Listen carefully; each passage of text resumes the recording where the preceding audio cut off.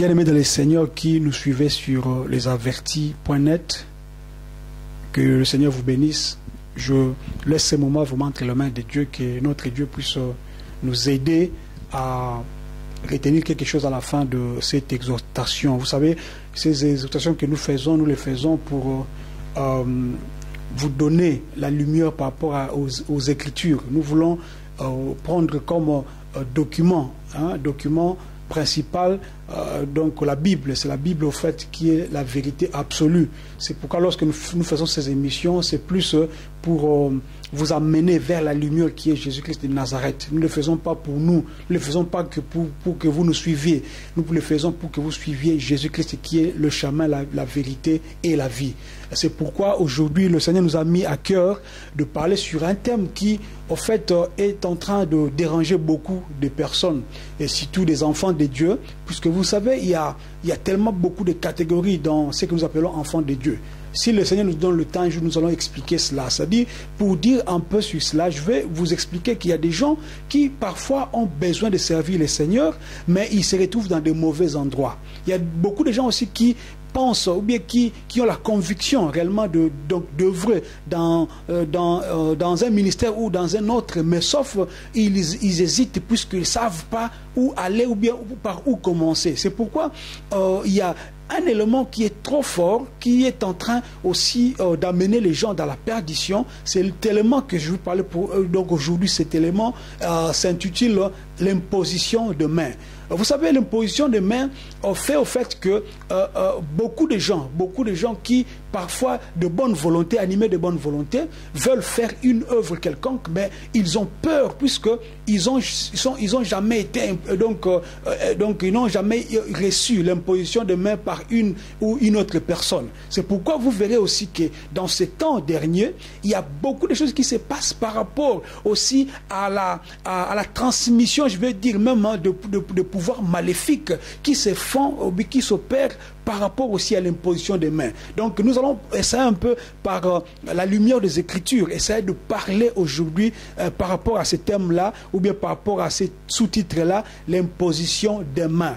Et tout cela, nous le faisons dans le cadre de REC, Retour à l'Évangile de Christ. Vous savez, lorsque nous parlons du retour à l'Évangile de Christ, nous voulons seulement vous faire, comment dirais-je, connaître qu'il n'y a pas une autre vérité que le Seigneur Jésus-Christ. C'est pourquoi tout ce qu'il a dit, même tout ce que dans l'Ancienne Alliance, tout ce qu'ils ont écrit, comme d'autres diront l'Ancien Testament, tout ce qui a été parlé là-bas, toutes ces choses-là n'ont été parlées que pour le Seigneur Jésus-Christ. C'est-à-dire, c'est lui, au fait, qui est l'auteur de tout ce que nous voyons, puisque vous savez, dans le livre de Jean, chapitre 1, lorsque la Bible nous parle de la création, la Bible nous montre que Jésus-Christ était la parole qui était au début, qui a tout créé, et cette parole qui s'est fait chair, qui est descendue sur la terre, donc en forme du Fils, c'est-à-dire Jésus-Christ est la parole créatrice, c'est lui, en fait, qui est notre Dieu. Pour ceux-là qui ne croient pas que Jésus-Christ est Dieu, je viens aussi encore une fois pour dire que nous croyons que Jésus-Christ, Yeshua HaMashiach, c'est lui qui est le Dieu créateur, c'est lui qui était Jésus, selon même le livre d'Exode chapitre 3, lorsque Dieu se présenta devant Moïse pour l'envoyer dans cette mission en Égypte. Il a dit que va leur dire que c'est Jésus qui m'a envoyé. C'est pourquoi j'encourage tous les bien-aimés qui sont en train de présenter l'enseignement de la divinité de Jésus-Christ aujourd'hui. Nous devons faire ça de plus en plus pour réellement donner la lumière, puisque la lumière est là pour éclairer, puisque la lumière, c'est-à-dire, c'est la vérité de Jésus-Christ que nous voulons réellement toujours présenter donc devant son peuple. Nous allons lire rapidement dans le livre de Deutéronome au chapitre 34. Je vais lire à partir du verset 9. Je lis au nom de Jésus-Christ. Et Josué, fils de Nun, fut rempli de l'esprit de sagesse parce que Moïse lui avait imposé les mains. Je m'arrête d'abord par là. Nous comprenons ici déjà que par l'imposition de mains de Moïse, Josué fut rempli non seulement de l'esprit, mais de l'esprit de sagesse. Nous comprenons qu'à partir de l'imposition des mains, nous pouvons, ou bien une personne qui est remplie du Saint-Esprit, une personne qui est remplie de l'Esprit de Dieu, peut aussi communiquer notre esprit, comme dans ce cas de Josué, l'esprit de sagesse. Vous savez, aujourd'hui, je vais essayer un peu de pingler une chose. Il y a beaucoup de gens qui pensent que lorsque tu te trouves dans un milieu chrétien et qu'une personne vient pour prier pour toi, tu dois laisser ta tête donc à toute personne pour que celle-là puisse t'imposer les mains. Mais bien aimé, je vais vous dire ceci. L'imposition des mains, c'est la transmission de pouvoir et de puissance. Si une personne veut réellement vous imposer les mains, il faut que toi-même tu sois sûr que cette personne-là vient de Dieu. Et de deux, il faut que tu sois sûr aussi que cette personne-là, c'est un enfant de Dieu. Pourquoi? Si un marabout t'imposait les mains, ou bien t'impose ses mains, il transmet ses esprits, les esprits que lui-même a.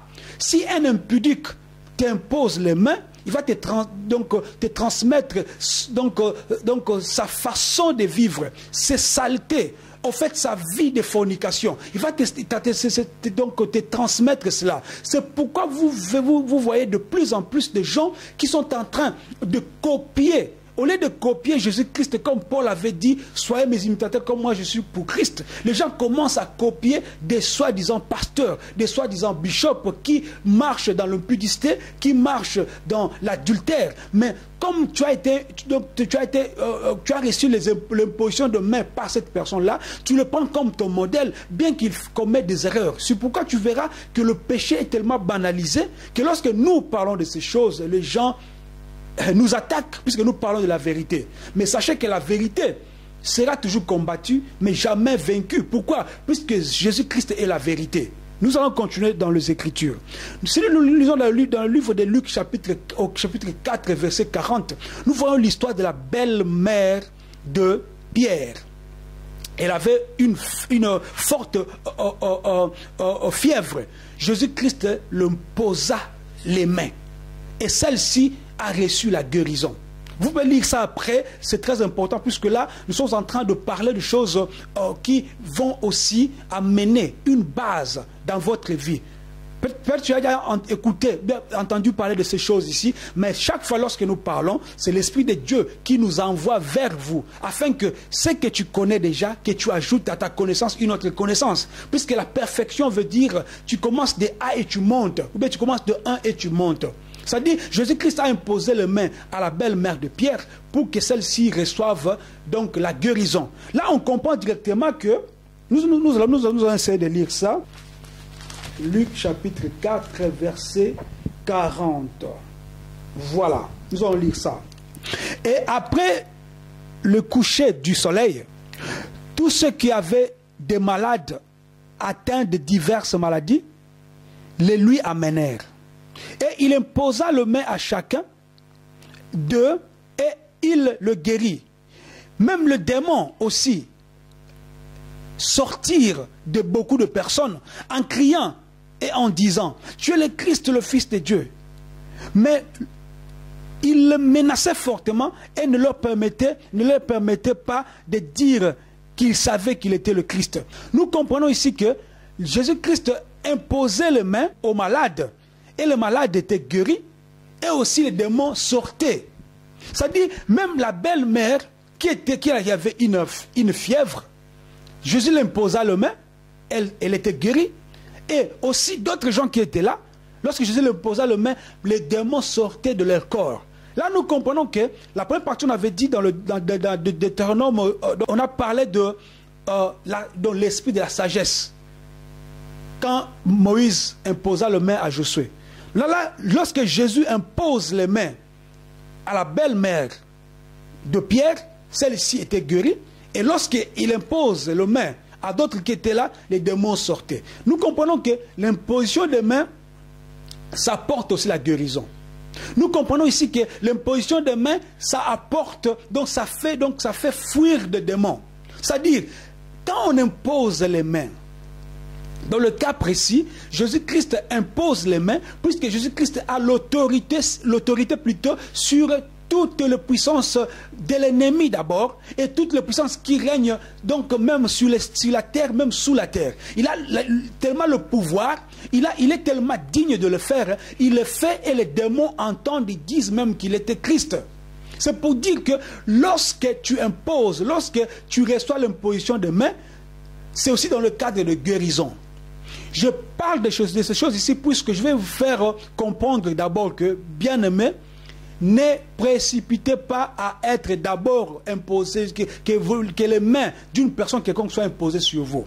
La personne qui est capable d'imposer les mains doit être une personne qui est remplie du Saint-Esprit, doit être une personne qui est habitée du Saint-Esprit, doit être une personne qui craint le Seigneur. Ce n'est pas tout le monde qui se disent prophètes, qui sont prophètes. Ce n'est pas tout le monde qui se dit, comment dire, apôtre, bishop, archibishop, tout ça, qui viennent de Dieu. Non. Une personne qui n'est pas remplie de l'Esprit de Dieu ne peut pas communiquer l'Esprit de Dieu. Une personne qui est remplie de la saleté, il ne peut communiquer que de la saleté. C'est pourquoi il faut faire attention, vous qui allez dans des assemblées dites églises. Ton pasteur invite une personne que tu ne connais pas. Ton pasteur invite une personne que tu n'as jamais connue. Et la personne fait, je peux dire, il fait ses prédications. Et à la fin, il fait l'appel pour que tu viennes, pour qu'il prie sur toi. Et il impose ses mains sur ta tête. Et tu baisses ta tête, tu coupes ta tête et tu reçois. Mon peuple périt parce qu'il lui manque la connaissance. Osée 4. C'est pour vous dire que quand tu connais Jésus-Christ de Nazareth, quand tu as la vérité en toi, le mensonge ne peut plus prendre place dans ta vie. Puisque le mensonge ne viendra prendre place dans ta vie que lorsque le mensonge trouvera un autre mensonge dans ton cœur. Pourquoi? Puisque là où il y a la vérité, le mensonge ne peut plus habiter. Là où il y a la sanctification, le péché ne peut plus habiter. Une personne ou bien une source d'eau amère ne peut pas donner de l'eau pure. C'est-à-dire la source de l'eau pure ne peut donner que de l'eau pure. Mais bien aimés, faites attention. Aujourd'hui, nous voyons des gens qui viennent avec de miracles et de prodiges. Jésus-Christ avait dit, beaucoup viendront à mon nom et ils diront. Mais il ne faut pas les suivre. Beaucoup viendront sous mon nom. Beaucoup vont même vous montrer des miracles palpables comme ça. Des miracles qui semblent être des miracles bibliques. Mais ces gens-là, à la fin, vous comprendrez qu'ils ne sont pas de Dieu. Pourquoi? Ils se mettent ensemble avec ceux-là qui pratiquent la magie, avec ceux-là qui pratiquent la sorcellerie, avec ceux-là qui pratiquent les choses qui ne confessent pas le nom du Seigneur. Deux personnes ne peuvent pas marcher ensemble s'ils ne s'entendent pas. Si tu vois des gens qui marchent ensemble en train de parler, ou bien un pasteur qui prétend être un pasteur qui vient de Dieu, et il est en train d'inviter des gens qui sont des gourous, qui sont de mafieux, des gens qui sont, au fait, qui viennent pour dépouiller les enfants de Dieu. Si ton pasteur, entre guillemets, puisque le vrai pasteur c'est Jésus-Christ de Nazareth. Si toi tu as toujours le pasteur, ton pasteur là, qui est à tes côtés, tu penses que c'est lui ton pasteur, tu commets une erreur. Un pasteur, c'est quelqu'un que Dieu a établi pour te nourrir spirituellement. Mais ce n'est pas que tu restes dans toute ta vie, pendant toute ta vie, tu restes un enfant. Non. C'est-à-dire, un pasteur, il est là pour faire grandir ce que le Seigneur a mis en toi. Comme on a vu l'exemple de Samuel. Lorsque Samuel était dans le temple, Élie, le sacrificateur, était là à ses côtés, en train de l'enseigner, en train, comme on dit, de le coacher des choses de Dieu. Pourquoi? Ça demande une expérience par rapport à ce que Élie avait déjà vécu avec Dieu. Mais l'appel, donc l'appel et la consécration, c'est Dieu qui fait ça. Nous allons parler de ces choses-là un jour, mais nous parlons aujourd'hui seulement de l'imposition de main. L'imposition de main guérit de malades, comme on a vu dans Luc 4:40. L'imposition de main chasse des démons, comme on l'a vu aussi. Nous allons continuer. Quand nous lisons la Bible dans le livre de Marc, chapitre 16, nous connaissons le verset 16 qui dit « Voici les miracles qui accompagneront à ceux qui auront cru à mon nom ». La Bible nous dit dans ces passages-là, au verset 18, qu'ils imposeront les mains aux malades et ceux-ci seront guéris. C'est pour dire que le pouvoir que le Seigneur nous a donné, c'est un pouvoir qui nous accompagne pour faire par rapport à la liste de Marc 16, au Marc 16:18 qui dit « Ils imposeront les mains aux malades et ceux-là seront guéris ». Remarquez une chose, Ces gens ici qui imposent les mains aux malades, ce ne sont pas des voleurs, ce ne sont pas des gourous, ce ne sont pas des marabouts, ce ne sont pas des mafieux, mais ce sont des disciples de Yeshua HaMashiach. Ce sont des disciples de Jésus-Christ qui ont reçu une mission spécifique, une mission qui consiste le royaume des cieux. Bien-aimés, mais sachez que lorsqu'une personne viendra au nom du Seigneur Jésus-Christ, tu vas reconnaître cette personne par rapport à ses fruits. Si tu remarques qu'une personne qui dit, soi-disant qu'il est venu au nom de Jésus-Christ, mais se comportant bizarrement, il est orgueilleux, il est hautain, d'autres même qui disent, je suis votre humble serviteur. C'est-à-dire, il met le mot humble, ou bien l'adjectif humble pour montrer lui son humilité. Quelqu'un qui est humble, c'est les gens qui le voient et qui vont remarquer qu'il est humble. Une personne qui est humble n'a pas besoin de faire mention à son humilité. C'est pourquoi Jésus-Christ, qui était Dieu, il s'est dépouillé lui-même.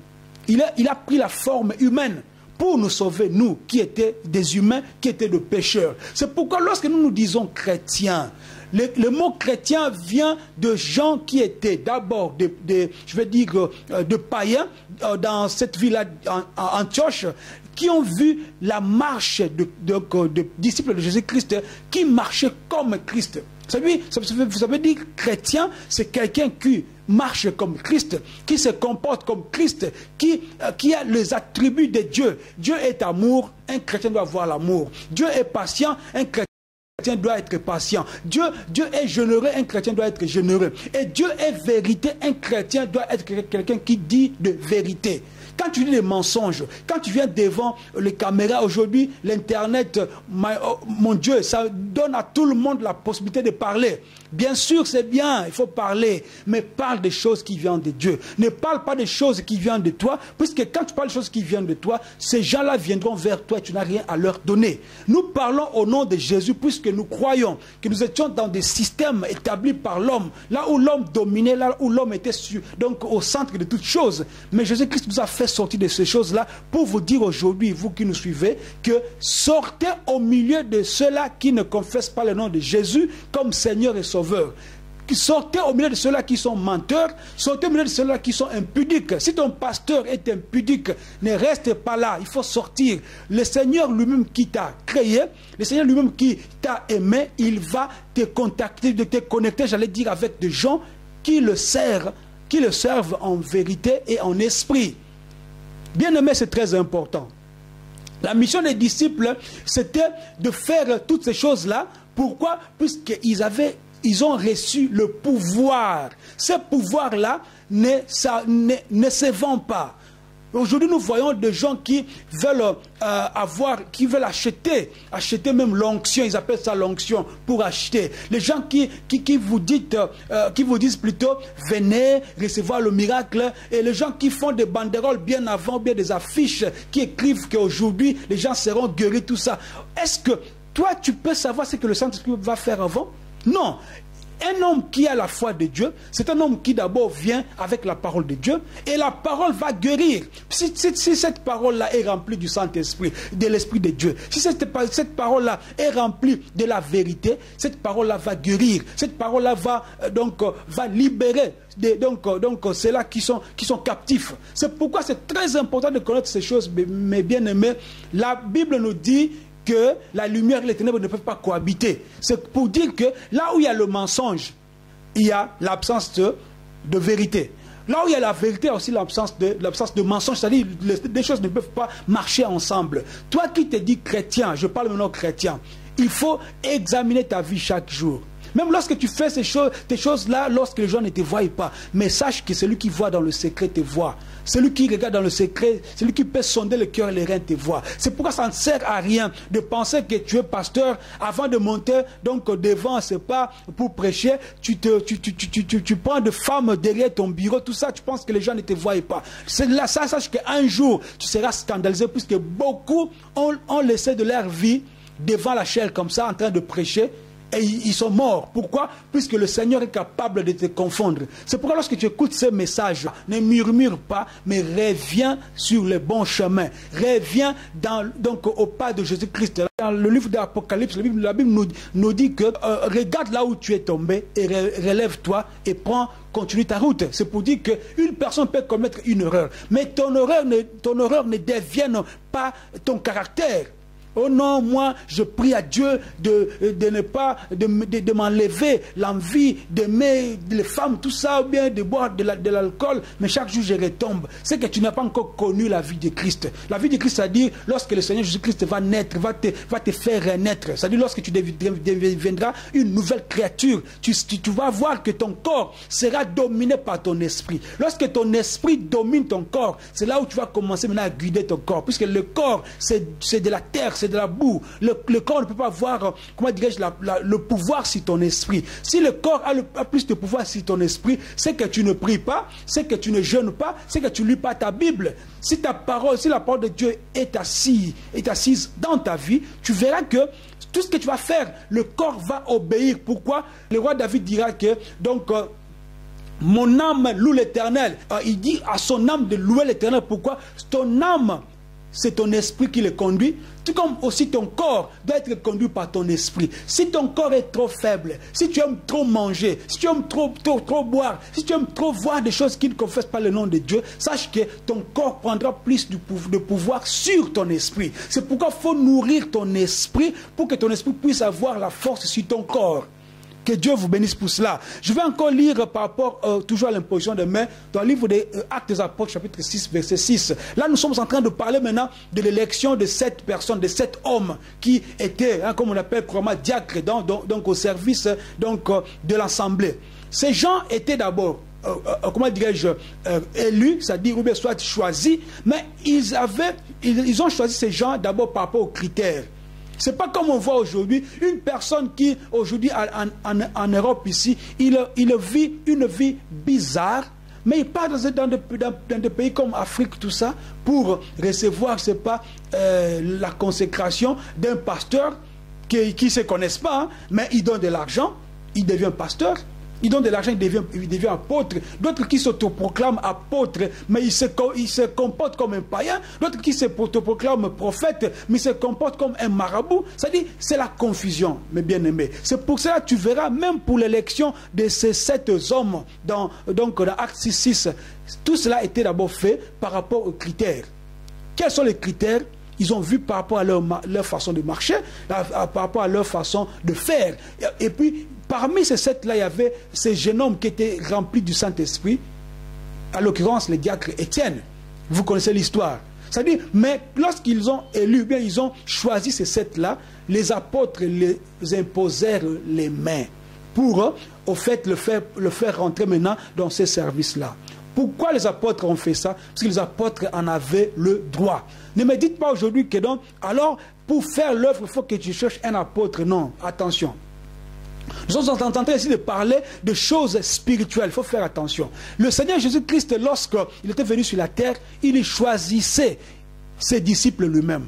Pourquoi? Parce que lui-même sait que lorsque je vais choisir cette personne ici, il sera utile pour cette tâche ici, mais pour cette tâche-là. Toi qui penses que tu dois faire l'œuvre de Dieu, mais ton pasteur ne veut pas te consacrer. Bien-aimé, d'abord la consécration vient de Dieu. C'est Dieu qui consacre. Ce n'est pas un pasteur qui consacre. D'abord, tout ce que vous faites là comme consécration, ce n'est pas biblique. Ce n'est pas biblique. Vous faites des choses comme l'Église catholique le font. C'est-à-dire l'Église catholique, pour eux, pour devenir, c'est pas prêtre et tout ça, ils font des cérémonies qui s'appellent aussi consécration. C'est pour dire que c'est Dieu qui consacre. Ce n'est pas une personne. Une personne peut attester ce que Dieu a fait. Comme l'histoire toujours de Samuel et Élie, le sacrificateur. Élie n'avait rien à voir avec ce que Dieu voulait de Samuel. Élie était là. Élie pouvait aussi dire à Samuel que tu deviens prophète aujourd'hui. Mais pourquoi Élie n'a pas parlé? Parce qu'il fallait que Dieu parle. Bien-aimés, ne perdons pas ces valeurs-là.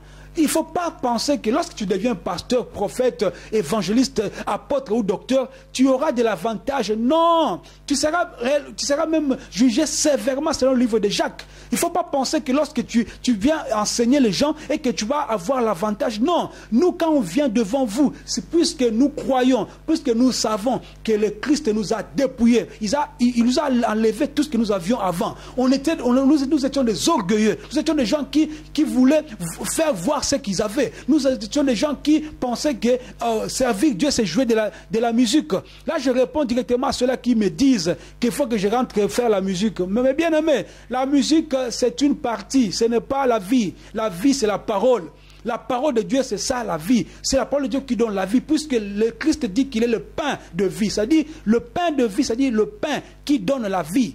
Tu vois, c'est-à-dire, ce que je dis ici, ça donne la vie. La musique ne donne pas la vie. La musique, nous voyons nous-mêmes que même ces musiciens-là qui se disent chrétiens plutôt, ils partent même dans des maisons de gourous, de marabouts, pour avoir de la puissance, pour avoir du succès. C'est pourquoi tout ce que nous faisons, nous ne le faisons pas puisque pour que vous nous suiviez. Nous faisons ça pour que vous puissiez plutôt suivre Jésus-Christ qui est notre rocher, qui est le pain de vie, qui est la parole. Puisque c'est lui qui a tout. La Bible nous dit que l'homme ne vivra pas seulement de pain, mais de la parole qui sort dans la bouche de l'Éternel. C'est-à-dire, c'est Dieu qui est la parole, c'est cette parole-là qui fait vivre l'homme. La Bible nous dit aussi que non, recherchez d'abord le royaume et la justice et le reste vous sera donné par-dessus. C'est pourquoi la musique est bonne lorsque nous comprenons d'abord qui est Jésus. La musique est bonne lorsque nous vivons une vie de sainteté. Regardez comment est-ce que les gens dansent aujourd'hui. Partez aux États-Unis, vous allez voir. La musique devient industrialisée. Ça devient un business. C'est pourquoi je vous dis encore une fois, vous qui pensez que lorsque vous soutenez des musiciens chrétiens, vous faites l'œuvre de Dieu. Vous mentez. Nous, on a soutenu des musiciens, on a compris que ce sont des gens qui venaient justement travailler pour leur ventre. Nous avons compris que le Seigneur a plus besoin de leur vie et non de leur talent. Le talent qu'ils ont, d'autres ont appris ça à l'école. Comme d'autres aujourd'hui prennent le temps d'aller étudier la Bible, c'est-à-dire faire la théologie pour étudier la Bible, pour savoir comment manipuler d'autres gens. Tout cela ne vient pas de Dieu. Nous rentrons toujours dans la position des mains. Comme j'avais dit, acte 6, c'est-à-dire le 7 hommes qui étaient là, les apôtres les ont imposé les mains pour qu'ils fassent le service. Pourquoi? Puisque les apôtres avaient cette habilité, ce pouvoir de le faire, puisque le Christ les a donné ce pouvoir selon Marc 16. Et ce pouvoir-là continue jusqu'à aujourd'hui à tous ceux qui ont cru au nom de Jésus-Christ selon le livre de Jean, qui sont devenus enfants de Dieu. Lorsque le Seigneur t'appelle dans sa moisson, il t'équipe avec son pouvoir pour que tu puisses aussi transmettre ce pouvoir-là. Si tu es chrétien plein de l'esprit, si tu es chrétien qui craint le Seigneur, tu as la même autorité, mais tu as la même autorité avec ceux-là qui étaient avant vous, c'est-à-dire les apôtres et tout ça. Ne vous fouillez pas pour chercher, oh non, tu vois, mon pasteur, c'est lui qui va décider. Non, c'est Jésus-Christ qui est le pasteur de pasteurs. C'est lui qui est la tête de l'église, ce n'est pas un homme. Un homme est là pour peut-être mettre de l'ordre, puisque là où Dieu est, c'est là où l'ordre aussi doit régner. Il ne faut pas mélanger les choses ici. Mais ce que je veux encore épingler ici, les bien-aimés qui prient dans des maisons, continuez de le faire, ce n'est pas mauvais. Vous qui êtes dans des bâtiments où l'homme est au centre de toutes choses, sortez dans ces choses-là, essayez de vous organiser. Ne me demandez pas là où vous allez aller. Demandez au Seigneur, puisque de temps en temps, nous remarquons qu'il y a un message qui est prêché pour dire que non, on ne peut pas abandonner nos assemblées, puisque la Bible dit. Mais bien aimé, regardez bien la Bible, vous allez comprendre que tu ne peux pas rester au milieu des gens qui ne craignent pas le nom de l'Éternel. C'est comme si tu es en train de participer à ce qu'ils font. Il faut faire attention. La Bible nous dit dans le livre d'Éphésiens, au chapitre 5, verset 11, que ne prenez point part aux œuvres des ténèbres, mais plutôt dénoncez ou condamnez c'est ce que nous faisons aujourd'hui. C'est très important. Alors, pour finir, nous allons prendre le livre de 1 Tite, chapitre 5, verset 22, pour finir. Que Dieu nous aide.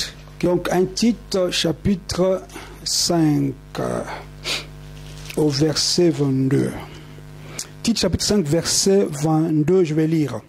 N'impose n'impose les mains à personne avec précipitation et ne participe pas au péché d'autrui.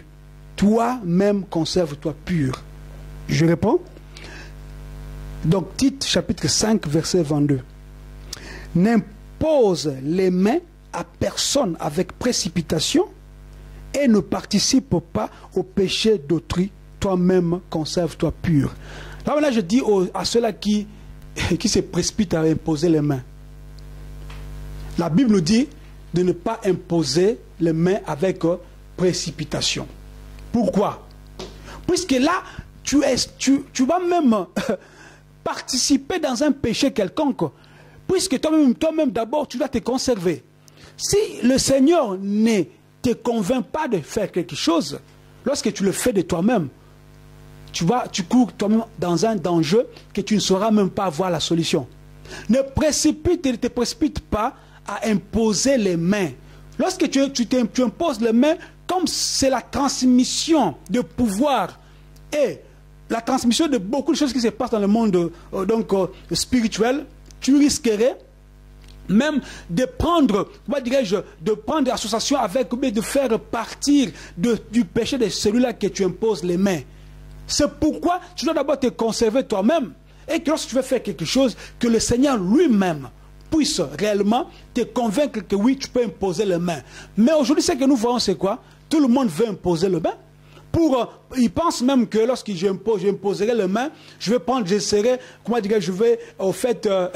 le contrôle, je serai au-dessus de cet homme-là. Tu te mens. J'ai déjà vu une personne qui s'est précipitée pour imposer les mains, et cette personne-là a fait plus de 3 semaines avec une main qui le faisait mal. Pourquoi? Puisqu'il a imposé les mains sur un démon, et ce démon lui a transmis plutôt des démons ou bien des maladies qui étaient en lui. C'est pourquoi c'est très important de comprendre ces choses, bien aimés. J'avais dit au début que nous sommes en train de faire l'œuvre de Dieu. Et nous sommes en train de prêcher la parole de Dieu. Celui qui se sent capable, que lorsque nous sommes en train de parler, que tu as une chose à ajouter, quelque chose à nous dire, écrivez-nous, ce n'est pas un problème. Mais nous ne voulons pas que tu puisses nous écrire pour rester à nos côtés afin que nous puissions être tes mentors. Non, nous voulons que tu puisses connaître d'abord Jésus. Lorsque tu vas connaître Jésus-Christ de Nazareth, nous allons tous ensemble faire cette œuvre pour l'avancement du royaume. Que le Seigneur vous bénisse et shalom.